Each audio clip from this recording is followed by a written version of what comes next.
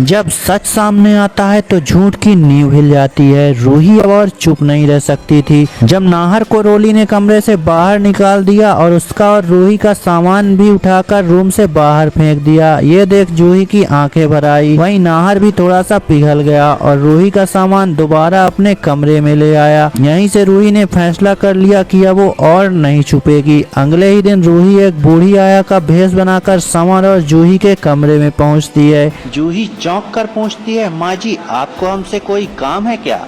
लेकिन बिना जवाब दिए रूही अंदर से दरवाजा बंद कर देती है और धीमे स्वर में कहती है, मैं तुम दोनों को कुछ दिखाना चाहती हूँ। ऐसे में समर थोड़ा घबराकर पूछता है कि आखिर ऐसा क्या दिखाना है जो दरवाजा बंद करना पड़े। और तभी रूही अपना मेकअप हटाती है। बूढ़ी आया का चेहरा उतरता है और असली रूही सबके सामने आती है। खुशी से चीख पड़ती है जूही। वो कहती है, रूही तू वापस आ गई। वो दौड़कर उसे गले से लगा लेगी और फूट फूट कर रोने लगेगी। रूही शांत स्वर में कहती है, मैं नाहर जी को दादी रोली और छोटी मम्मी का सच बताने ऑफिस जा रही थी, लेकिन रोली ने मेरी कार की ब्रेक फेल कर दी। एक्सीडेंट हुआ, नाहर जी को बेहोशी की हालत में उठाया गया और मैं लापता हो गई। फिर कुछ गांव वालों ने मेरी जान बचाई और मेरा इलाज करवाया। अब मैं वापस आ गई हूँ अपना इंसाफ लेने। समर और जूही हैरान थे, पर अब वो तैयार थे। तीनों ने एक प्लान बनाया और इस बार कोई गलती नहीं होनी थी। जासूसी शुरू हो चुकी थी। जूही छिप छिप कर दादी रोली और सोनी की बातें रिकॉर्ड